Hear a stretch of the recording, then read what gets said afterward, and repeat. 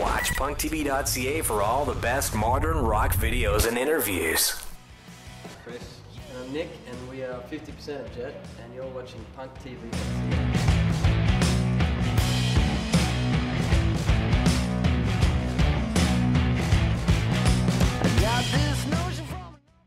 You guys did a single called "The Wild One" with Iggy Pop, which was a tribute to Johnny O'Keefe. He's like sort of the big bopper of Australia in the 50s, I guess.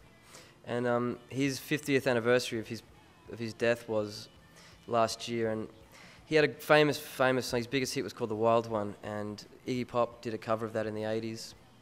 And for this re-release, it was suggested that maybe we get together with Iggy and do another version of it to commemorate this thing. And so we got to go to Florida and hang out with him for a couple of days and worked on this new version of it, and it was obviously really fun thing to do for so many reasons.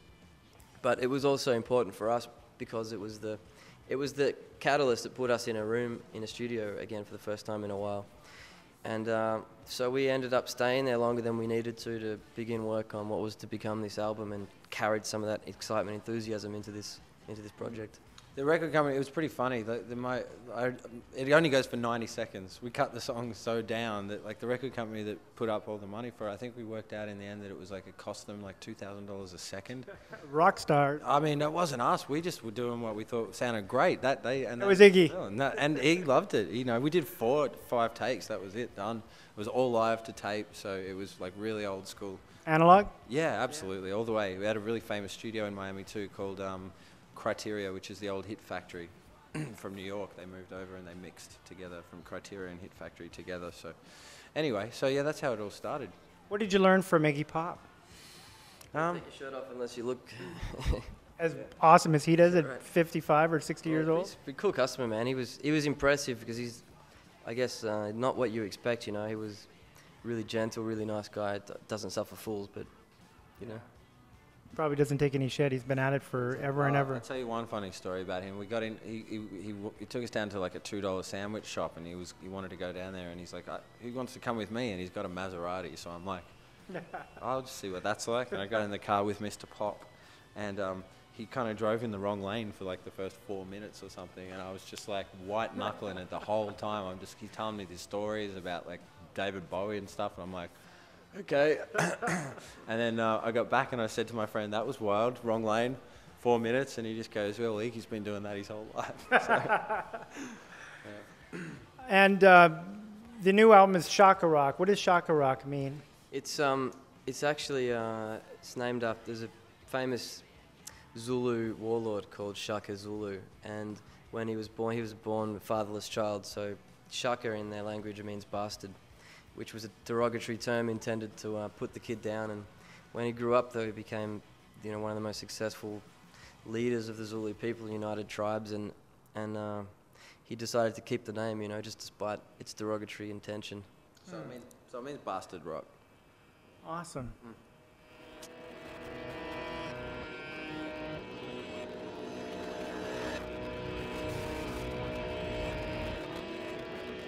Did you? Do you want to talk about writing too many songs? How many songs did you guys write for it? We wrote 20. We didn't really write too many for this album, to be honest. No, we just kept it pretty tight. We kept it to like what we sort of knew were the ones that were going to make it, instead of just throwing like 1,000 darts at the board and seeing which one scored. We just sort of thought we were more together. It was a more focused sort of record for us, you know. We didn't have like, that's more like a Rick Rubin, or our previous producer Dave Sardi has the same technique, which is like, write 100 songs and then we'll just see which ones are great. And that's a technique in itself, but we've done it already. So this time, you know, because this album we sort of wanted as a reaction to the last one, I guess, and just because we're a bit more excited and enthusiastic this time around, there's no ballads on it. So the ones that we excluded from the album were generally the slower songs, and then it was pretty easy picking the ones that we kept. Why did you choose to not put any ballads on it? I just think it was, every album we do is always an honest representation of where we are in that point of time, and this one's just got too much enthusiasm to you know, we've done that a lot in the past. Almost could have been 50-50 in the past, and this one, if it was going to be honest, was not that kind of album, you know. So choosing to release it in August means you guys are going to miss out on all the festivals in 2009? No, we're going to Europe in August and July, and we're still doing some things in Europe anyway. We're going to be here in July. In America and Canada, we're doing a tour in America in July. We can't say who it is yet because we don't know. Yeah.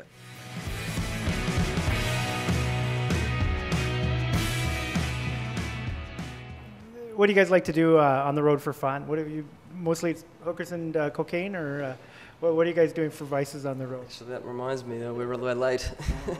No, just normal stuff. You know. It's kind of like we drink a lot because you got to kind of, we're Australian, yeah, basically that's why. No, but you got to keep it you got to sort of break the monotony for yourself sometimes, because it is like a very cyclical sort of, what we do is very cyclical. You're just going around and you're playing, the same songs, and we try and change the setup as much as we can and stuff, but you're away from home for so long, you just got to keep making it fun and for yourself. So we tend to have a lot of fun after the shows, and then when we come off tour, everyone's just sick and dead for like 4 weeks.